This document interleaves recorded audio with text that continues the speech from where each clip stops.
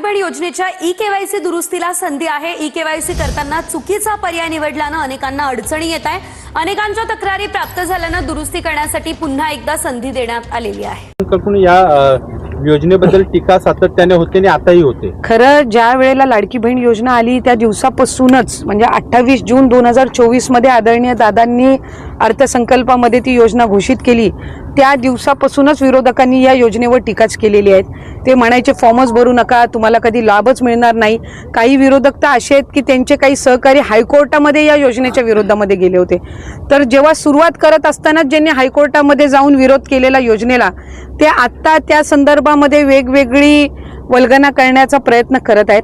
आम्ही सुरुवातीपासून एका गोष्टीचं नेहमी आदरणीय फडणवीस साहेब असतील, आदरणीय शिंदे साहेब असतील, त्यावेळेला दादा असतील, आता सुनेत्रा वहिनी असतील, मंत्री म्हणून मी असेल, आम्ही नेहमी हा प्रयत्न केलेला आहे की अधिकाधिक पात्र महिलांना त्याचा लाभ मिळाला पाहिजे।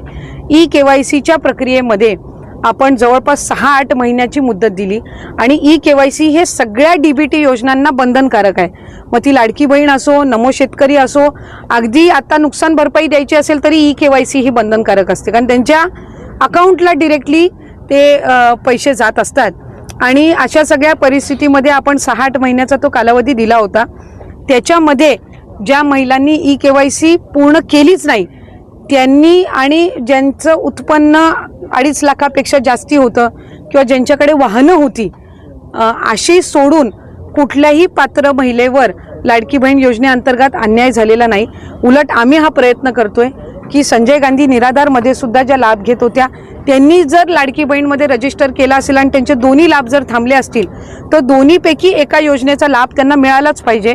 ह्या दृष्टिकोनातून आम्ही त्या ठिकाणी काम करत आहोत। आणि ज्या महिलेनी ई-केवायसी केलेली असेल पण तरी तिला काही कारणास्तव लाभ मिळत नसेल तर त्याची सुद्धा अशी निवेदनं जी प्राप्त झालेली आहेत त्या संदर्भामध्ये सुद्धा आम्ही चौकशीही करत आहोत आणि त्याच्यामुळे कुठलीही पात्र महिला लाभापासून वंचित राहता कामा नये ही दक्षता त्या निमित्ताने आम्ही घेत आहोत। लाडकी बहीण योजनेविषयी अत्यंत महत्त्वपूर्ण जी माहिती ती आदित्य तटकरे यांनी या व्हिडिओच्या माध्यमातून सांगितली आहे। ज्या बहिणींनी केवायसी केली आहे तरी सुद्धा त्यांचा लाभ मिळत नाही, त्या बहिणींसाठी सुद्धा माहिती त्यांनी व्हिडिओच्या माध्यमातून दिलेली आहे। आपल्या चॅनलवरती लाडक्या बहीण योजना असो किंवा कुठलीही योजना असो त्याची सर्वात प्रथम आपण माहिती आणत असतो। आणि तुम्ही अजूनही आपल्या चॅनलला सबस्क्राईब केलं नसेल तर लवकरात लवकर चॅनलला तुम्ही सबस्क्राईब करून ठेवा।